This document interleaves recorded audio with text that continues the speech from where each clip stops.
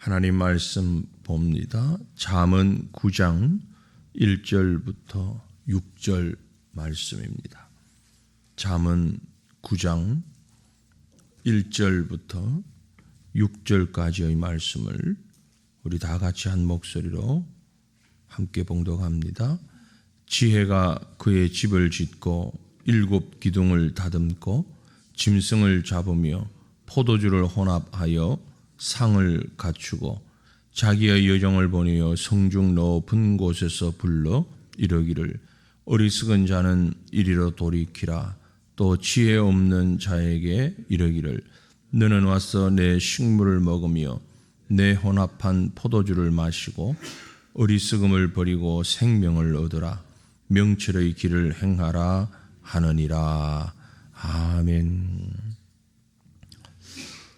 잠언 여러 곳에서 거의 많은 곳에서 지혜, 지식에 관한 말씀을 하고 있는데 특별히 지혜를 말하면서 그 지혜가 마치 사람인 것처럼 의인화해서 기록하고 있는 것을 볼 수 있습니다.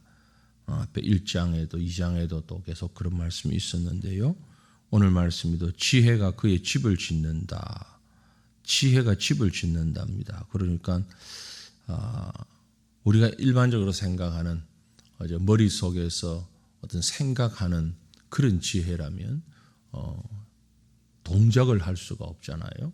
그것은 단순한 추상적인 생각, 이걸 지혜라고 일반적으로 생각하기 쉬운데, 그러나 여긴 지혜가 집을 짓는다. 그러니까 지혜가 뭔가를 지금 사람처럼 그런 표현을 하고 있는 겁니다. 문법적으로 의인화한 표현이다 그러는데, 그 말씀의 내용을 쭉 보면 아마 구약의 성도들은 이 잠언 9장을 본다면 이해가 불가능했을 수 있습니다. 그 지혜로만 생각을 했을 터인데, 우리 신약 성도들에게 있어서는 너무 어렵지 않게 쉽게 이해됩니다. 지혜라는 말 대신에 그리스도라는 말로 대처해 보면 아주 편안하게 자연스럽게 그 말씀이 연결되는 것을 볼 수 있습니다. 잠언이 얘기하는 지혜 혹은 지식, 그게 뭔가 1장에 보면 우리가 잘 아는 유명한 말씀이 있죠. 1장 7절인가요? 여호와를 경외하는 것이 지식의 근본이다. 그렇게 말씀했는데요. 우리가 보고 있는 9장에도 9장 10절에 보면 여호와를 경외하는 것이 지혜의 근본이다 라고 했습니다.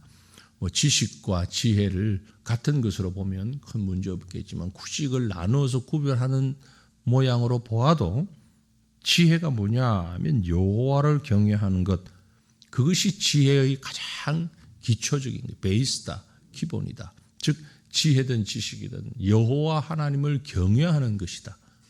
여호와 하나님을 경외한다라는 말이 무슨 말입니까? 하나님이 최우선이라는 거죠. 하나님의 뜻이 가장 앞서는 것이다. 하나님이 그 전부다. 그런 면에서 볼 때에 바로 그 지혜의 핵심은 예수 그리스도다. 이렇게 볼 수 있습니다. 그렇게 놓고 보면 금방 우리가 읽은 9장 1절로 6절 말씀은 예수님에 관한 이야기이면서 그게 머물지 않습니다. 그 지혜가 집을 짓는다 그랬습니다.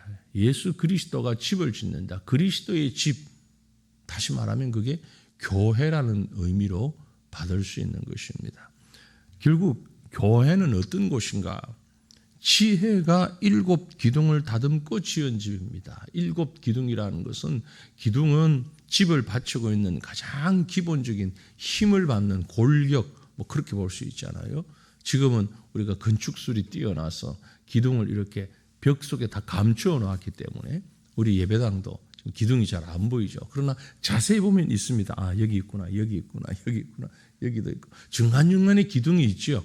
많은 기둥이 있습니다. 여기에 물론 건축을 하는 분들이, 전문가들이 가장 넓은 공간을 만들기 위해서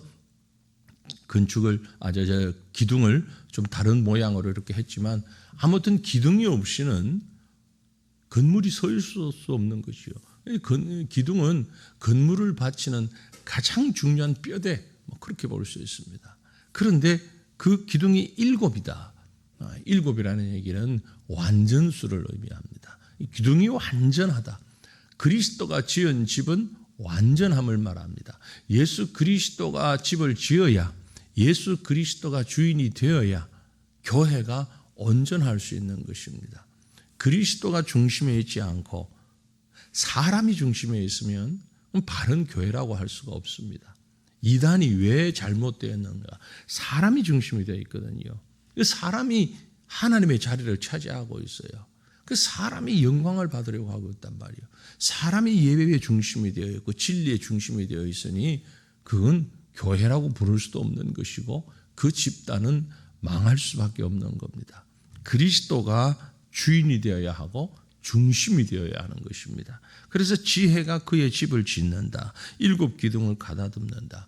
짐승을 잡고 포도주를 혼합하여 상을 갖춘다. 짐승을 잡는다는 말이 무슨 의미일 것 같습니까? 사탄 마귀를 멸하고 교회는 마귀를 멸하고 마귀의 힘과 능력으로 어느 틈새든 틈타지 못하게 하고 세우는 곳이 교회다. 예수님께서 제자들을 불러놓고 말씀하실 때 베드로에게 그런 질문을 하셨죠. 아니 제자들에게 다 질문을 했습니다. 내가 누구냐? 그때 베드로의 대답이 주는 그리스도시요 살아계신 하나님의 아들입니다. 그랬더니 주님이 말씀하신 것이 내가 참 복되다. 이것을 알게 아니냐 너 자신이 아니다. 성령이다. 그리고는 말씀하십니다. 내가 이 반석 위에 교회를 세우겠다.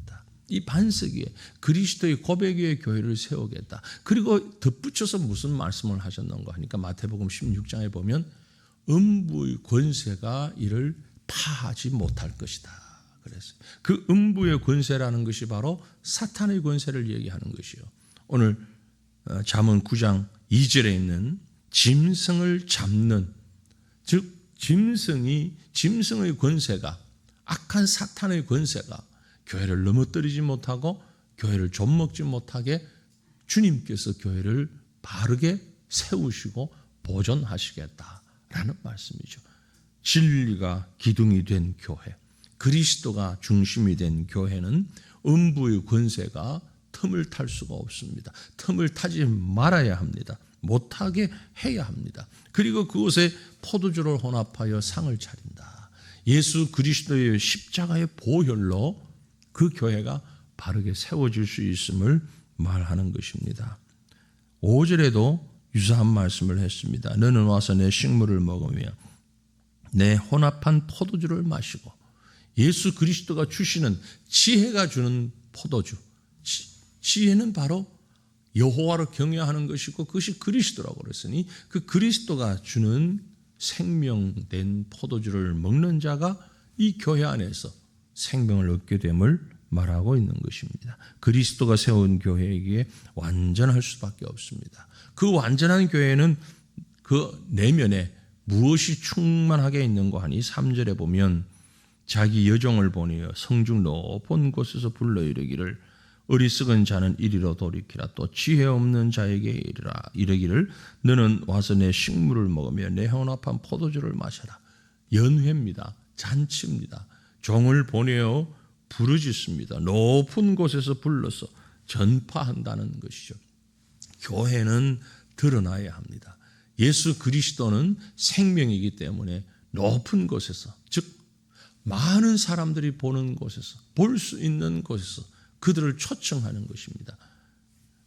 누구든지 주 예수 그리스도의 이름을 듣고 고백하고 그 앞에 나오는 자가 생명을 얻게 되는 것입니다. 주님은 십자가에서 높이 달리셨습니다. 비록 생명을 잃는 그런 순간이지만 낮은 곳에, 보이지 않는 곳에 내려가지 아니하시고, 물론 주님 스스로 하신 것이 아니고 사람들의, 죄인들의 손을 통해서 했지만 동산 높은 곳에 달리셨습니다. 그 십자가가 어둠 가운데 있지 않고 만천하에 드러나게 있으면서 그 십자가에서 주님이 죽으실 때에 어둠이 임했습니다. 지혜는 높은 곳에서 부르짖게 됩니다. 그 기쁨을, 그 잔치를, 그 즐거움을 부르짖는 곳, 그곳이 바로 교회입니다. 교회가 그래서 드러나야 한다는 거죠. 세상 가운데서 드러나야 합니다. 깊은 곳에 숨어 들어가는 곳, 어둠이 있는 곳에, 음부에 있는 그 자리에 숨어 들어가는 것이 교회가 아니고, 물론 생명력이 있기 때문에 교회를 핍박하는 자들 속에 요즘 중국에도 공산권에도 지하교회라는 말을 하죠. 중국도 있고 베트남도 있고 여러 쿠바도 있고 이런 곳에 지하교회들이 있습니다. 그것은 어떻게 땅속 밑 이런 의미가 아니고 정부의 눈을 피하여서 그 권세자들의 눈을 피하여서 모이는 곳을 지하교회라고 할 뿐, 그럼에도 불구하고 그 지하교회도 역시 복음을 전파합니다. 그리스도를 드러냅니다. 그리스도를 감추지 않습니다. 바로 이것이 생명의 특징이기 때문에 그랬습니다. 오늘 3절에 자기 여종을 보내어 성중 높은 곳에서 가장 잘 보이는 곳, 가장 잘 듣는 곳, 그곳에서 복음이 증거되고 그리스도가 전파되는 것, 이것이 진정한 교회다라는 사실을 우리는 깨닫게 되는 것입니다. 그곳에 와서 사람들이 뭘 합니까? 금방 읽었습니다만, 너는 와서 내 식물을 먹으며 내 혼합한 포도주를 마시고, 그리스도가 십자가에서 흘려주신 양식을, 그 음료를 먹고 마시는 것입니다. 그리스도가 그 속에, 우리의 삶 속에 영양이 되고 체분이 되고 살이 되고 힘이 되는 겁니다. 이게 교회입니다. 교회가 그리스도가 아닌 다른 것이 중심이 되어서는 결코 온전하고 건강한 생명을 유지할 수 없다라는 것을 우리는 분명히 알아야 합니다. 예전에 그런 교회들이 있었습니다. 특정한 사람들만 모이는, 어린 아이들만 모이는 교회를 하겠노라고 그런 교육자들이 있었어요. 그래서 애들만 계속 모아가지고, 근데 그게 잘 되질 않죠. 가만히 있습니까? 애들이 크죠. 청년들만 모여서 청년교회를 하겠다. 연예인들만 모여서 연예인교회를 하겠다. 운동선수들만 모여서 체육인 교회를 하겠다. 그런데 그게 다 어떻게 됐습니까? 없어지거나 혹은 성장한 교회는 섞였죠. 다 섞일 수밖에 없습니다. 왜 그런가? 어느 교회든 교회는 예수 그리스도가 중심이 되어야 합니다. 젊은 층, 노년층, 어떤 특정한 계층, 어떤 직업, 이게 중심이 돼서는 잠깐 일순간 세워질 수는 있겠지만, 온전한 교회는 다 섞여 있고 예수 그리스도가 중심이 되어져야 되는 거죠. 심지어 군인교회, 군인들 모여 있고 군인 가족들이, 그러나 그만으로는 안 됩니다. 군인 가족에 아이도 있고 어른도 있고 다 있는 것 같지만, 그 특정한 계층을 빼낼 때 온전한 교회가 될 수 있다는 거죠. 그것이 바로 교회의 생명력 때문에 그렇습니다. 교회의 진리 때문에 그렇습니다. 진정성 때문에 그렇습니다. 예수 그리스도가 중심이 되지 않으면 그 어떤 것도 그 교회의 중심이 되어서는 안 된다는 거죠. 가족이 혹은 어떤 계층이, 어떤 이념이 무엇이든지 그리스도를 대신할 것은 없습니다. 그래서 너는 와서 내 식물을 먹으며, 지혜의 식물을 먹으며, 그리스도의 말씀을 먹으며, 하나님의 양식을 먹으며, 혼합한 포도주를 마시고 십자가를 중심하여서 그때 비로소 어리석음을 버리고 생명을 얻으라. 명철의 길을 행하라. 지혜가 지은 집에서 생명을 얻을 수 있다는 것입니다. 이것은 우리에게 있어서 가장 중요한 것입니다. 복음을 받는 방법은, 지혜 없는 자가 지혜를 얻는 방법은 그리스도를 믿는 것입니다. 믿는다는 것은 음식을 먹는 것과 마찬가지입니다. 우리가 음식을 먹을 때 믿지 않으면 먹을 수가 없습니다. 이게 사람이 먹는 건지 아닌지, 독이 있는 것인지 없는 것인지, 우리는 개인적으로 혹은 사회적으로 조직 속에서 믿지요. 식당에 가서 음식을 먹어도 믿고 먹습니다. 이 음식이 잘못돼서 내가 탈이 나지 않을까, 입에 잘 들어가지 않습니다. 이걸 먹었을 때 몸에 문제 생기지 않을까, 심지어 이걸 먹고 내가 죽는 건 아닌가. 먹는 사람 아무도 없지요. 이미 그게 믿음으로 전제되었을 때 먹는 거죠. 모든 먹는 음식은 내 속에서 믿음이 전제돼서 섭취하는 것입니다. 어리석음을 버리고 내 생명을 얻으라. 내 식물을 먹어라. 예수 그리스도의 말씀을 먹는 것은 이미 그리스도를 믿는다는 것을 의미합니다. 즉 말씀은 어떤 면에서는 우리가 읽는 것이고 듣는 것이고 행하는 것인데 그 과정에 무엇이 전제되어 있는 거니? 먹는 것입니다. 말씀을 먹어야 됩니다. 우리가 말씀 묵상하고 말씀을 새기고 큐티를 하고 하는 이런 것들이 뭔가 하니 말씀을 먹는 과정이에요. 먹는 거예요. 말씀을 잘 먹어서 내 것으로 소화가 되어져야 됩니다. 밥을 먹고 고기를 먹고 채소를 먹고 그게 우리 손발에 움직이는 힘으로 나오잖아요. 눈, 귀, 코, 이 감각으로 나오잖아요. 그래서 말을 하고 행동을 합니다. 이게 음식이 새로운 모습으로 변화된 것입니다. 예수 그리스도가 하나님의 말씀이 내 속에 들어와서 완전히 소화되어서 변화될 때 그 말씀이 근육이 되고 혈관이 되고 그 말씀이 힘이 돼서 움직이는 거죠. 이게 바로 성도의 삶입니다. 말씀을 저만치 놓고 있으면 나하고 아무 상관이 없습니다. 내가 먹어야 되죠. 내가 소화해야 되죠.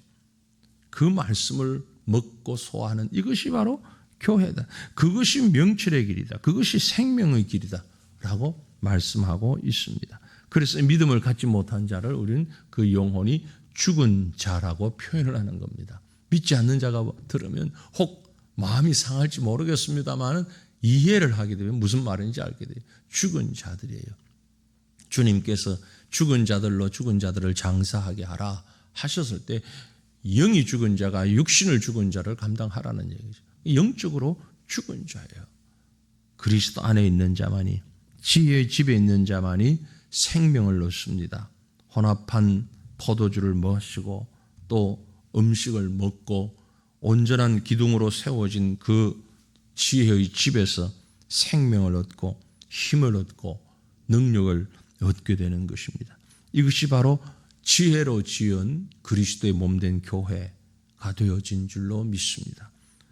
저와 여러분이 우리 모두가 이런 그리스도 중심의 참 지혜의 집 안에서 세상을 이기고 마귀를 이기고 참 생명을 얻는 그런 귀한 은혜가 날마다 이어지며 이 지혜의 집에서 높은 곳에 올라가 지혜를 깨닫지 못하는 자에게 생명을 갖지 못한 자에게 증거하고 외치며 초청하는 그런 교회의 본분을 능히 잘 감당하는 이런 은혜가 오늘도 함께 할 수 있기를 간절히 바랍니다.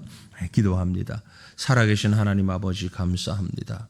주의 능력으로 주의 권능으로 우리에게 허락하신 지혜의 집, 예수 그리스도의 집, 교회를 통하여서 우리에게 생명 주시니 감사합니다.